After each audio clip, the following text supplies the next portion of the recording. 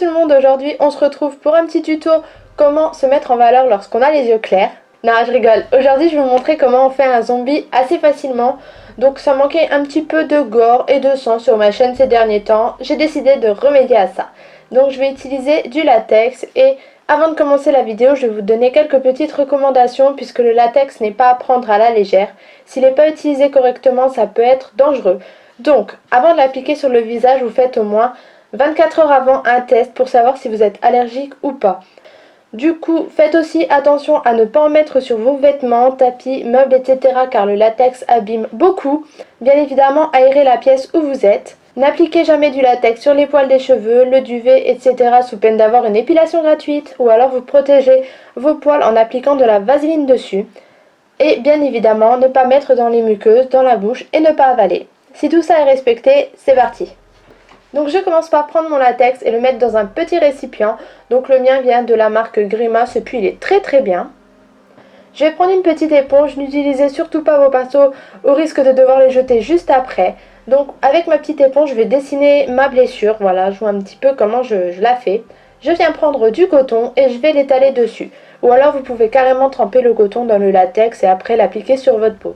Moi je le fais avec du coton, mais vous pouvez le faire avec des mouchoirs. Vous prenez des petits morceaux ou même du papier toilette. Tant qu'à faire, c'est hyper fin donc c'est nickel. Donc voilà, moi je vais faire 3 blessures à des endroits différents. Et pour sécher le latex encore plus vite, je vais utiliser mon sèche-cheveux. Ensuite, je vais venir le poudrer.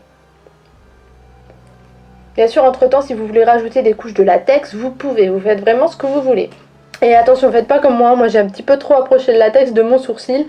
Heureusement, ça n'a rien enlevé. Ensuite, je vais appliquer un fond de teint plus clair que ma peau, ça me donne vraiment un teint malade. Et je vais poudrer le tout, ma petite poudre vient de chez Cosmetics, elle est pas mal du tout. Maintenant, je vais prendre un fard brun et je vais faire tout le contour de mes yeux. Cette fois, on va pas essayer de cacher nos cernes, on va les renforcer encore plus, on va vraiment les mettre en avant. Ensuite, je prends un marron encore plus foncé et je vais faire le creux de l'œil, de ma paupière supérieure et le creux de mes cernes. Je vais vraiment creuser au maximum. Maintenant, je vais venir faire un petit contouring, assez sympa. Je vais venir vraiment creuser mon visage de manière excessive pour avoir un effet cadavérique. Voilà, je prends le plus foncé de ma palette de contouring.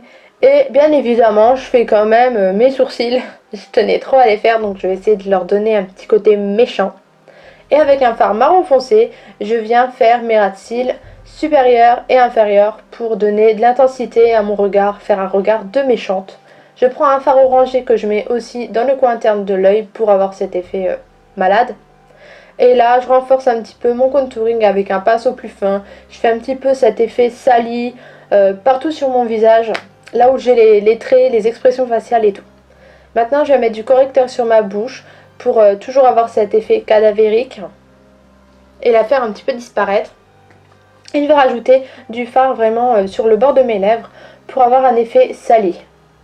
Maintenant, je prends ma pince à épiler, je vais venir décoller l'intérieur de mes blessures pour avoir cet effet peau arrachée.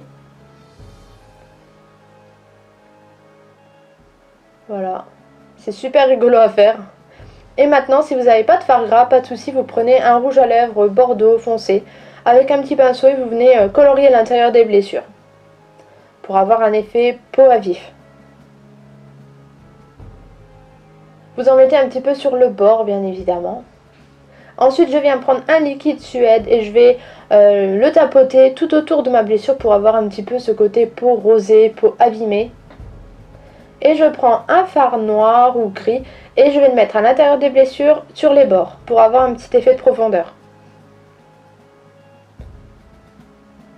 Maintenant je prends un autre rouge à lèvres liquide foncé, donc celui-là c'est de la marque Black Up, le LM06 si je ne me trompe pas. Il est parfait pour avoir cet effet de sang et je le mets à l'intérieur de mes blessures. Maintenant je vais utiliser deux faux sangs, un faux sang coagulé que j'ai trouvé dans une boutique de farce et attrape, donc la boîte à rire à tu si vous êtes du coin. Et je vais en mettre partout et j'ai un autre sang un petit peu plus en gel qui vient de la Forfouille, mais bon je vous le recommande pas parce qu'il tâche énormément. Et voilà, ma vidéo est terminée, j'espère que ce petit instant gore vous aura plu et je vous dis à demain, bisous.